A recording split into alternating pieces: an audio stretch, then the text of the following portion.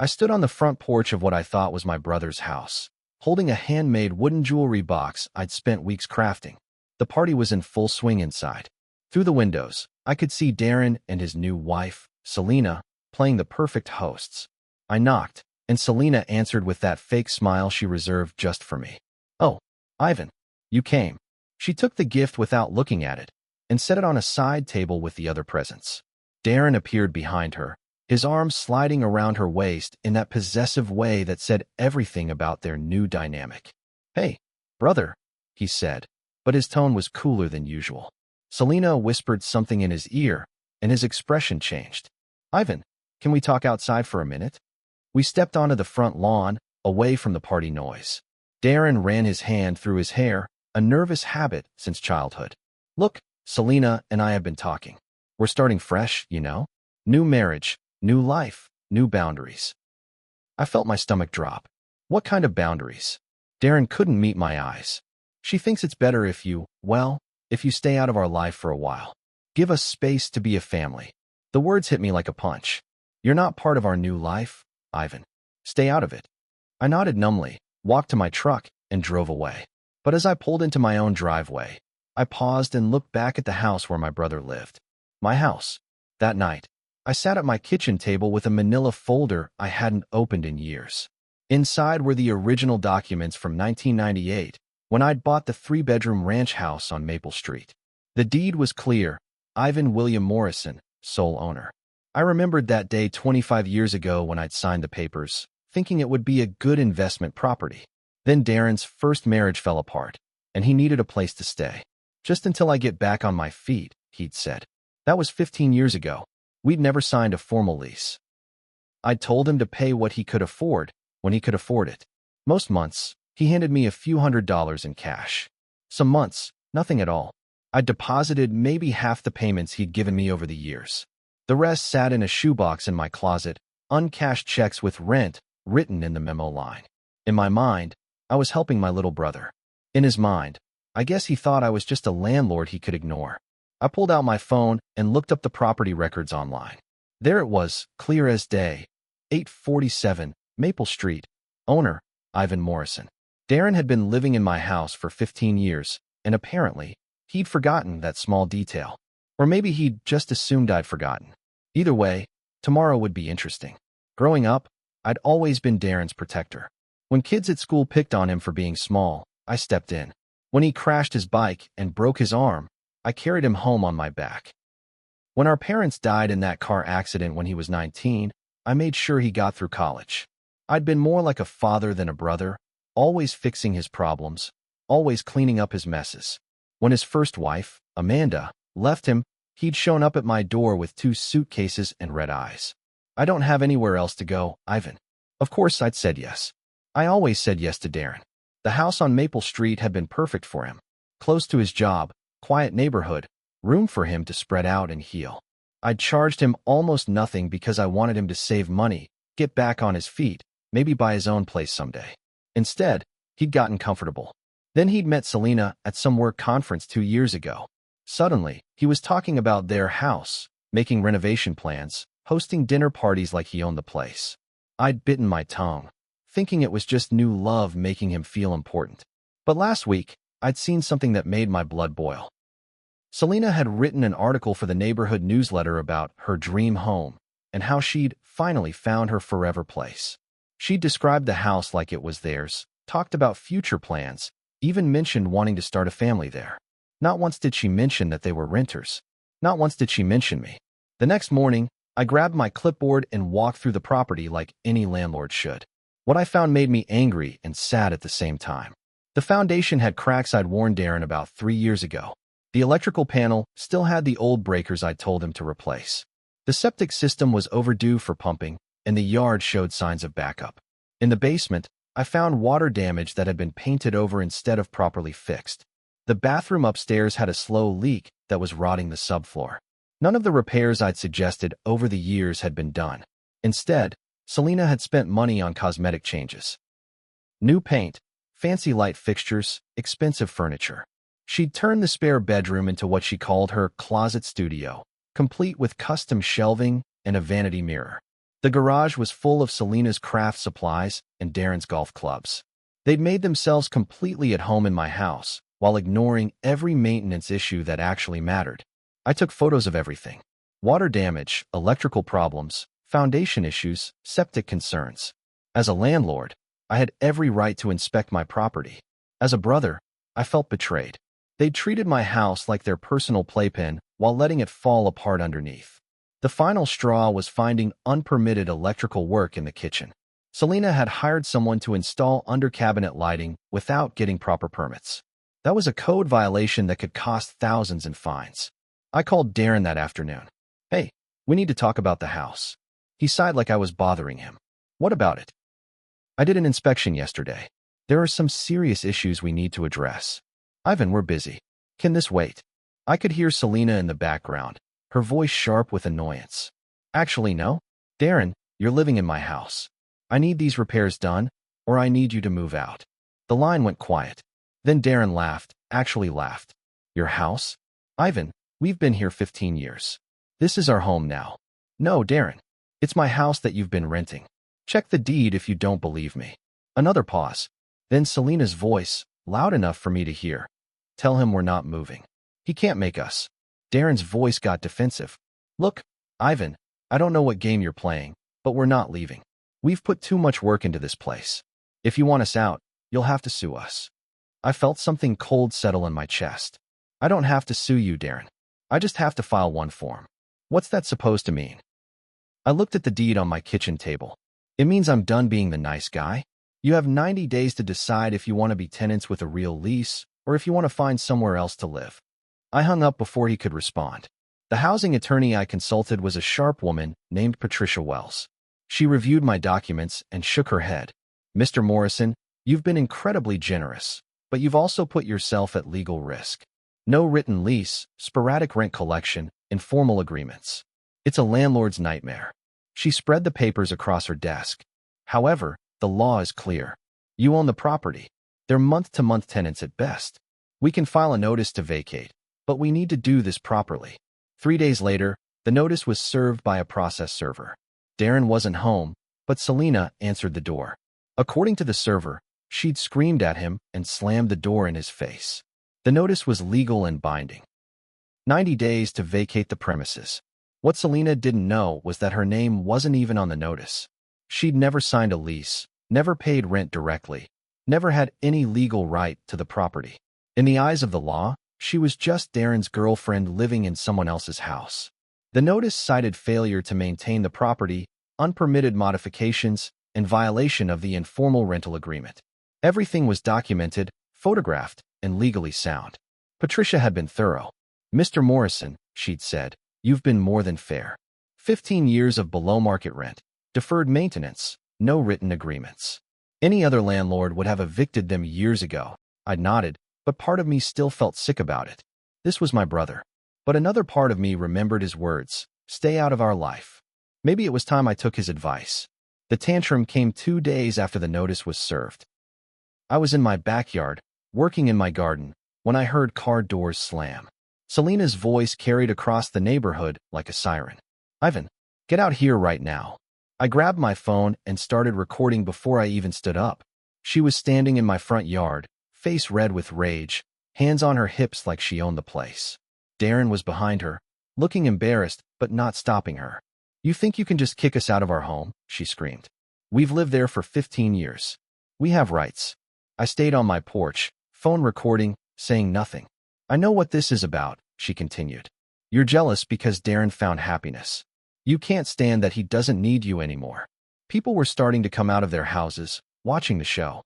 Mrs. Patterson from next door had her own phone out, recording Selena's meltdown. "You're a pathetic old man who can't get a woman of his own, so you're trying to destroy ours." That's when I finally spoke. "Selena, you're on my property, screaming at me, and disturbing my neighbors. I suggest you leave before I call the police." She took a step toward my porch. "Your property? That house is OURS. We've put our blood, sweat, and tears into it." I held up my phone. "I'm recording this entire conversation. You might want to think about what you're saying." Selena's face went even redder. "I don't care. My father is a lawyer, and he's going to sue you for everything you're worth." I smiled for the first time in days. Tell him to read the title history first. Word spread through the family like wildfire. Darren had always been good at telling his side of the story first, and this time was no different. By the weekend, I was getting calls from cousins, aunts, and family friends. "Ivan, how could you do this to your own brother?" my cousin Beth asked. "They've made that house their home. You can't just throw them out on the street." What frustrated me most was that nobody knew I owned the house. For 15 years, I'd kept quiet about it, not wanting to embarrass Darren or make him feel like a charity case. Everyone assumed he'd bought the place or was buying it from me through some family arrangement. Darren had encouraged this assumption, talking about his house, his mortgage, his property taxes. He'd never actually lied, but he'd never corrected anyone's assumptions either. "I had no idea you owned that house," my sister Mary said when she called.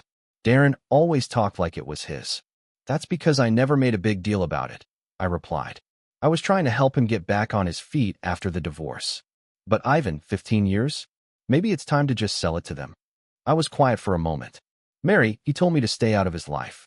He said I wasn't part of their new family. Now that there are consequences, suddenly I'm supposed to be the understanding big brother again." She sighed. "Family is complicated, Ivan." "Yes, it is. That's why I'm done complicating it." Mary called a family meeting at her house. "We need to sort this out before it gets worse," she said. The living room felt tense when we all sat down. Darren and Selena sat on one side, me on the other, with Mary playing referee in the middle. Darren started immediately. "Ivan's trying to destroy us. We've been nothing but good tenants. And suddenly he wants us out because Selena asked for some boundaries." Selena jumped in, her voice shaking with emotion. "We've put $15,000 into that house over the years. New appliances, flooring, paint, fixtures. That's our money, our sweat equity. I let them talk. I let them paint me as the villain, the unreasonable landlord, the bitter brother who couldn't handle rejection. When they were finished, I reached into my folder and pulled out the original deed. I placed it on Mary's coffee table without saying a word. Mary picked it up, read it, and her eyes widened. "Ivan Morrison, sole owner. Purchased August 15th, 1998. She looked at Darren. "You were still married to Amanda in 1998. Darren's confident expression faltered. That doesn't mean anything. Ivan said I could live there. We had an agreement." I pulled out the next document. "Here's every rent payment you've made over 15 years. About 60% of market rate, on average. Some months, nothing at all. Then came the photos from my inspection. Here's the water damage you painted over instead of fixing. Here's the electrical work Selena had done without permits.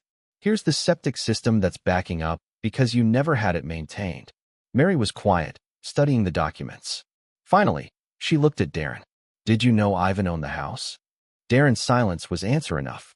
Day 90 arrived on a Tuesday. I'd marked it on my calendar, not with dread, but with a strange sense of peace. The notice had been clear. Vacate by October 15th or face formal eviction proceedings. I drove by the house that morning. Darren's truck was in the driveway. Selena's car was there too.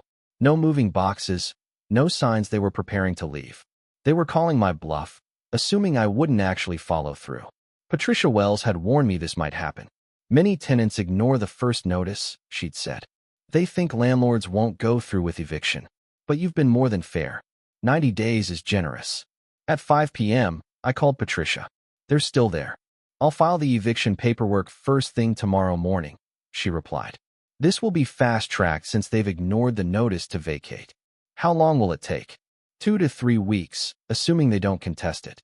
"And Mr. Morrison?" "They don't have grounds to contest. Your documentation is solid." That evening, I sat on my porch with a beer, looking at the house where I'd grown up thinking my brother lived. The house where I'd spent thousands of dollars in repairs and improvements. The house where I'd let my generosity be mistaken for weakness. Tomorrow, the real process would begin. Not revenge, just consequences. There's a difference, though I wasn't sure Darren would understand it. The call from the county inspector came as a surprise. "Mr. Morrison, we received a complaint about unpermitted work at 847 Maple Street. We need to schedule an inspection." I almost laughed. "Who filed the complaint?" "Anonymous tip. Says there's electrical work done without permits, possible safety violations." I had a pretty good idea who might have made that call, but it didn't matter.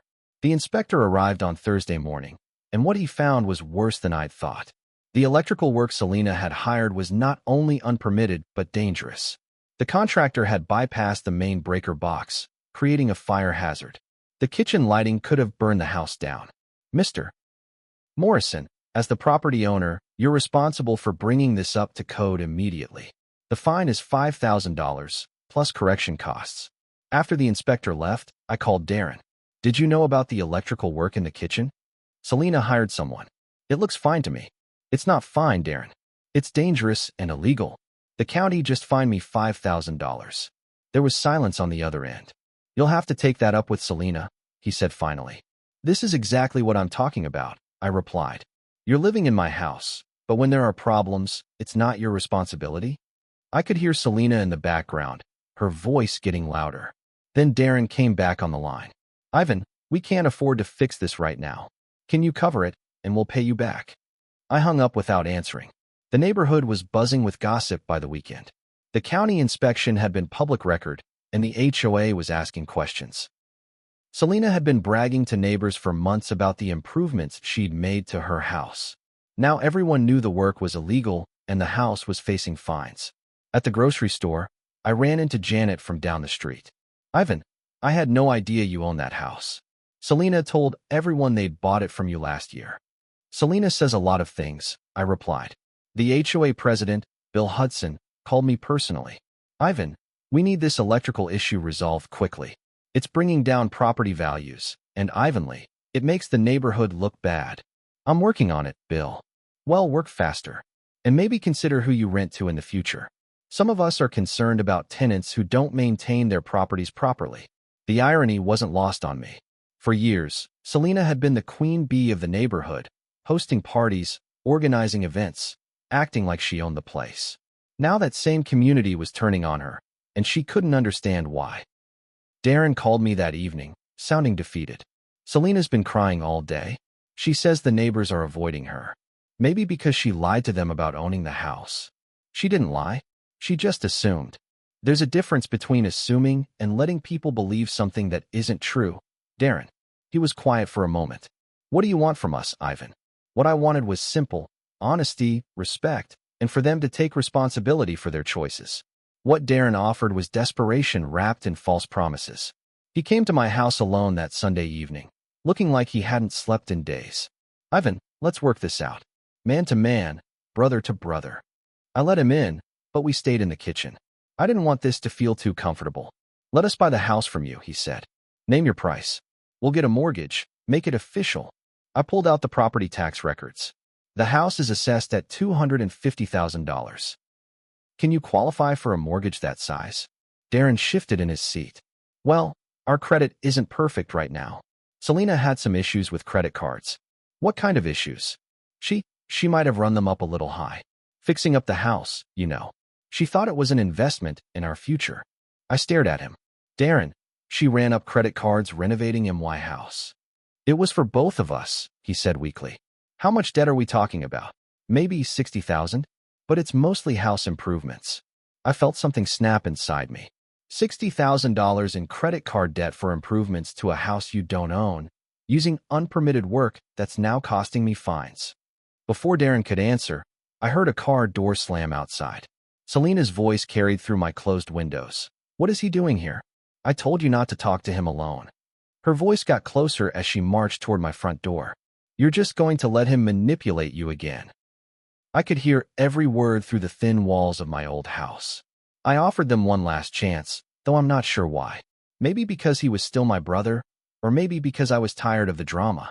Here's the deal, I said, sliding a simple lease agreement across my kitchen table. You can stay. Market rent, which is $1,800 a month. Written lease, proper inspections, and you carry renter's insurance. Take it or leave it. Darren read through the lease, his face getting paler with each paragraph. $1,800? Ivan, we've never paid more than $600. You've never had a real lease before. This is what the house actually rents for. Selena snatched the paper from his hands. This is ridiculous. We're not paying double rent on a house we've been living in for 15 years. Then you can find somewhere else to live, I replied calmly. But Ivan, Darren said, we can't afford $1,800 a month. Not with Selena's credit cards and my business being slow. Then maybe you shouldn't have spent $60,000 renovating someone else's house. The room went quiet. Selena was reading the lease terms, her face getting redder with each line. Security deposit, property inspections, maintenance responsibilities, insurance requirements. All the things that should have been in place from day one. I need to think about this, Darren said finally. You have until tomorrow at noon, I replied. After that, we proceed with the eviction. The next morning, I found the signed lease in my mailbox. Only Darren's signature, not Selena's. He'd signed it without telling her. The explosion came at dinner time. I was eating a quiet meal when I heard shouting from across the neighborhood. Then car doors slamming, an engine revving, and the sound of tires squealing. 20 minutes later, my doorbell rang. Darren stood on my porch holding torn pieces of paper. She found the lease, he said, looking defeated. Selena ripped it up when she found out I'd signed it. She says we're not paying you another dime. I looked at the shredded contract in his hands. So you're choosing her over honoring your agreement with me? Ivan, you don't understand. She's furious. She thinks you're trying to steal our home. Your home. I stepped onto my porch, closing the door behind me. Darren, you don't have a home.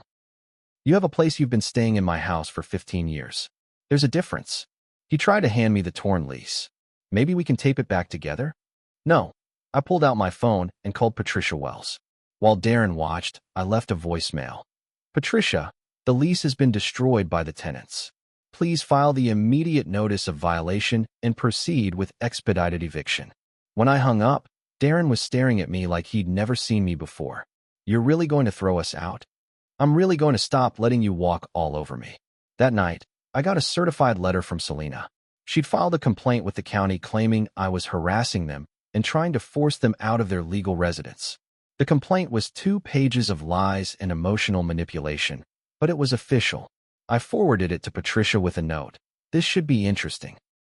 The investigator from the county housing authority was a tired-looking man named Wilson who'd clearly seen every trick in the book. He sat in my living room, reviewing Selena's complaint while I organized my evidence. She claims you're retaliating against them for asserting their tenant rights, he said. She also claims you've been threatening them and creating unsafe living conditions. I handed him my folder. Here are all our text messages, recorded phone calls, and security camera footage from my property. You can see every interaction we've had. Wilson spent an hour going through everything. The recordings of Selena screaming in my yard. The documentation of Darren ignoring the lease agreement. The photos of unpermitted work and safety violations. The timeline of events showing 15 years of below-market rent and deferred maintenance. Mr. Morrison, he said finally, this complaint appears to be retaliatory. Mrs. Mitchell has no legal standing as a tenant, and the evidence shows you've been more than accommodating. 2 days later, I received a letter from the county. Selena's complaint had been dismissed, and she'd been warned about filing false reports.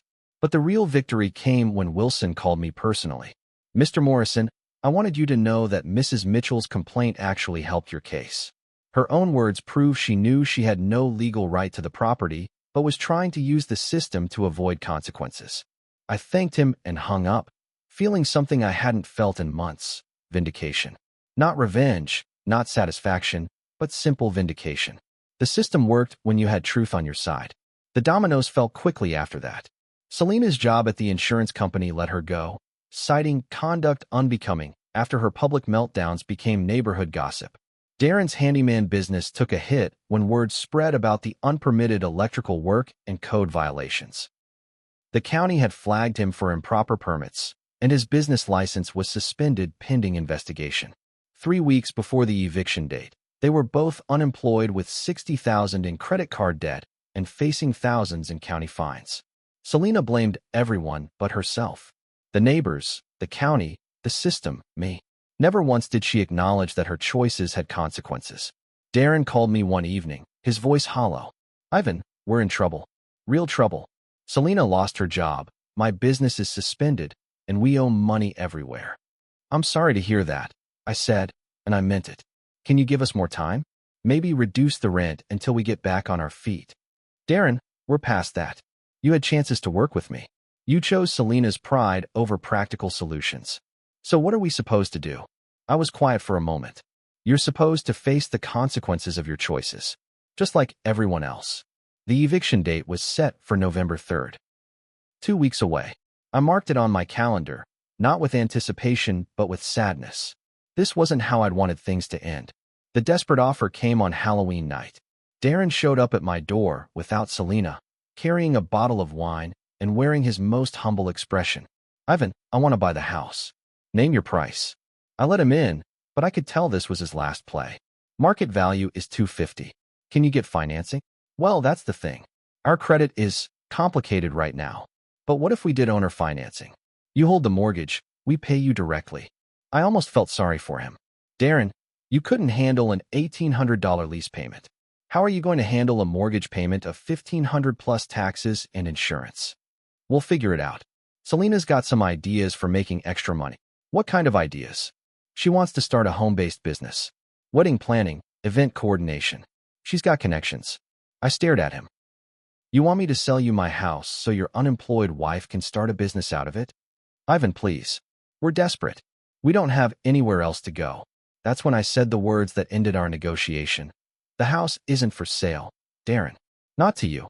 Not to anyone." His face went white. "What do you mean?" "I mean, I'm keeping it. I'm going to rent it to people who respect property and honor agreements." Darren stood up slowly. "You're doing this to punish us."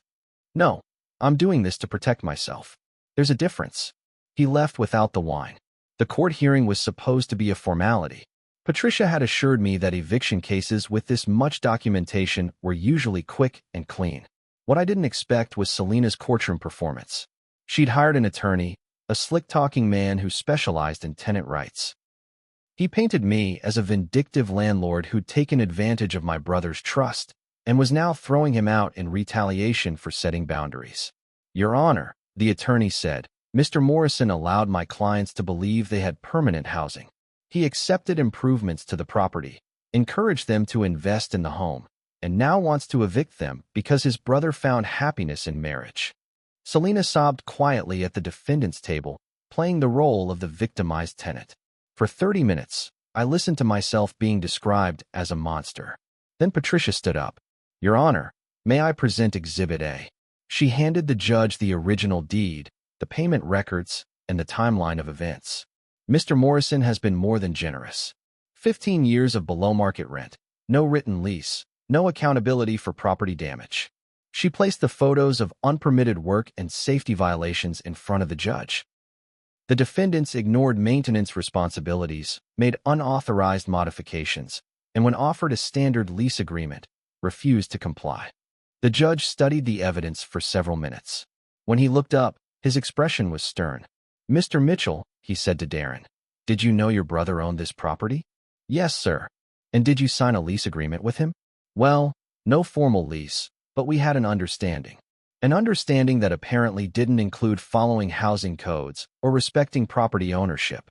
The judge's ruling was swift and final. Eviction granted, damages awarded for unpermitted work, 30 days to vacate. The sheriff's deputy arrived at exactly 9 a.m. on November 3rd. I watched from my truck across the street as he knocked on the door of my house. Darren answered, looking like he'd aged 10 years in the past month. The deputy was professional, explaining the process, giving them time to gather immediate necessities.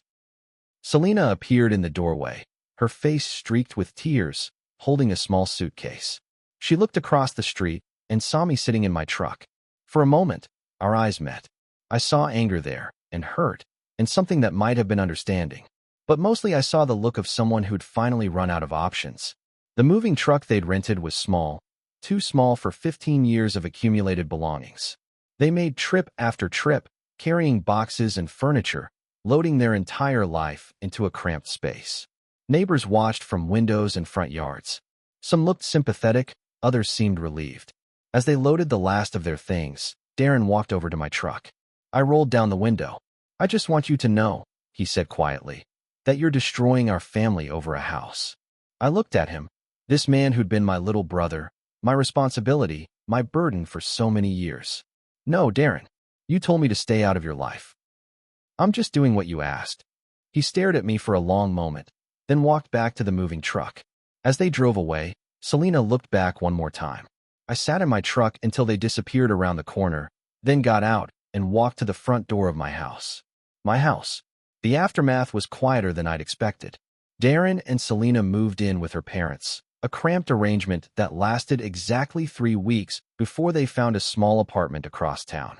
The neighborhood settled back into its normal rhythm without Selena's drama and Darren's weekend projects. People stopped whispering when I walked by. My sister Mary called once a week, still trying to play peacekeeper. "Have you heard from Darren?" she'd ask. "He's having a hard time adjusting." "He'll figure it out," I'd reply. "He always has before." The house needed work after they left. Professional cleaning, electrical repairs, foundation sealing, septic pumping. All the maintenance that should have been done gradually over 15 years had to be done at once. It cost me $8,000 to bring the property up to rental standards. While contractors worked, I started getting calls from prospective renters. Young couples mostly, looking for a nice house in a quiet neighborhood. I interviewed them carefully, checking references, verifying employment, ensuring they understood the lease terms. One couple stood out. Kevin and Beth, both teachers, married 2 years, looking for their first real home together. They walked through the house with wonder, pointing out features Selena had installed, talking about their plans for a garden, maybe children someday. "This is perfect," Beth said, her eyes bright with possibility. "We've been looking for months, but everything's either too expensive or in bad neighborhoods." I handed them an application. "I'm looking for tenants who'll treat this place like home, but remember it belongs to someone else." They signed a 2-year lease at market rate. The letter arrived in December, postmarked from across town. Darren's handwriting on a simple white envelope, my name written in the careful script I remembered from childhood thank you notes. "Ivan," it began. "I know you probably don't want to hear from me, but I needed to write this. Moving out of that house was the hardest thing I've ever done. Not because of the house itself, but because it meant admitting I was wrong. I was wrong about a lot of things. Wrong to take your generosity for granted. Wrong to let Selena believe we owned something we didn't. Wrong to tell you to stay out of our life when you'd been nothing but supportive for 15 years. I'm not asking for forgiveness. I know I burned that bridge. But I wanted you to know that I understand now what I lost. It wasn't just a house. It was my relationship with the one person who'd always been there for me. Selena and I are in counseling. We're trying to figure out how to rebuild our lives without blaming everyone else for our problems. It's harder than I thought it would be. I see now how easy it was to let you fix everything, how comfortable I got with having a safety net I never appreciated. Maybe someday we can talk again. Not about the house or money or any of that, but just as brothers. I miss that more than I miss anything else. Your brother, Darren." I read the letter twice, then folded it carefully and put it in my desk drawer. It wasn't the apology I'd hoped for years ago, but it was honest. That was something. Spring came early that year, and with it, the sound of children playing in the yard of my rental house. Kevin and Beth had settled in beautifully, treating the property with respect, communicating about maintenance issues, paying rent on time every month. In March, Beth knocked on my door with news and fresh-baked cookies. "Ivan, we wanted you to know first. We're expecting our first baby in September." Her face glowed with happiness. I congratulated them, genuinely pleased by their joy. "We were hoping," Kevin added, "that we could turn Selena's old closet studio into a nursery. We'd pay for any modifications, of course." I almost laughed at the irony. The room Selena had claimed as her personal space, filled with expensive clothes and vanity mirrors, would become home to a new life. "That sounds perfect," I told them. "Just run any changes by me first." As they walked back to their house, my house, but their home, I felt something I hadn't experienced in years: peace. The property was being cared for by people who appreciated it. The neighborhood was quiet and stable. And somewhere across town, Darren was learning to live without someone else cleaning up his mistakes. The family reunion at Mary's house felt different that summer. Smaller, quieter, with an obvious absence that nobody wanted to acknowledge directly. I arrived with a casserole and low expectations, prepared for awkward conversations and careful tiptoeing around the elephant in the room. Mary hugged me at the door, holding on a little longer than usual. "I'm glad you came, Ivan. I wasn't sure you would." "Why wouldn't I come?" "Well, after everything with Darren." She gestured vaguely, as if the past year had been some natural disaster rather than a series of choices and consequences. Cousins and aunts made polite conversation, asking about work, the weather, anything but the obvious questions. But I could feel their curiosity, their judgment, their uncertainty about who to support in a family drama they didn't fully understand. After dinner, Mary pulled me aside in her kitchen. "Ivan, don't you think you went a little far? I mean, he's your brother." I dried a dish slowly, considering my words. "Mary, if a stranger had done what Darren did, lived in my house for 15 years, ignored maintenance, racked up debt on improvements to my property, then told me to stay out of their life, what would you call that?" She was quiet for a moment. "I'd call it taking advantage. Right? But because he's family, I'm supposed to accept it?" Before she could answer, there was a knock at the front door. Through the kitchen window, I could see a familiar silhouette on the porch. Mary looked at me, then toward the door. "Did you know he was coming?" I shook my head, but I wasn't entirely surprised. Darren always had good timing for dramatic moments. Darren stood on Mary's porch alone, looking smaller somehow than I remembered. 6 months had changed him. The confident swagger was gone, replaced by something quieter, more uncertain. Mary let him in, and the room fell silent as family members processed his unexpected arrival. "I'm not here to cause trouble," he said to the room in general, but his eyes found mine. "I just wanted to talk to Ivan, if that's okay." The cousins and aunts suddenly found reasons to be elsewhere, leaving just Darren, Mary, and me in the living room. Mary excused herself to check on dessert, giving us privacy neither of us had asked for. We sat in the same room where we'd played as children, where we'd opened Christmas presents, where we'd gathered after our parents' funeral. Now it felt like a neutral zone between two countries that had been at war. "How are you doing?" I asked, because someone had to start. "Better," he said. "Different. Selena and I are separated. She moved back in with her parents permanently. Turns out when the crisis was over, we didn't have much left to talk about." I nodded, but didn't respond. This wasn't my problem to solve anymore. "I got a job," he continued.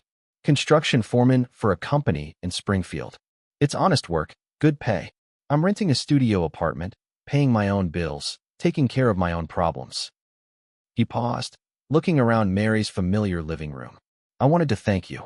That surprised me. "For what?" "For not enabling me anymore. For making me face consequences. I hated you for it, but you were right. I was 43 years old and still letting my big brother clean up my messes." We sat in comfortable silence for a few minutes. Finally, Darren spoke again. "I'm not asking for forgiveness, Ivan.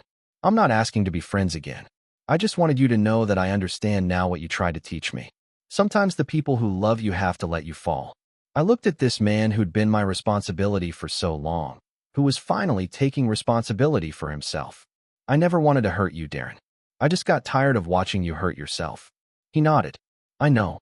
And Ivan, I didn't win because I fought harder. I won because I stopped giving them everything for free.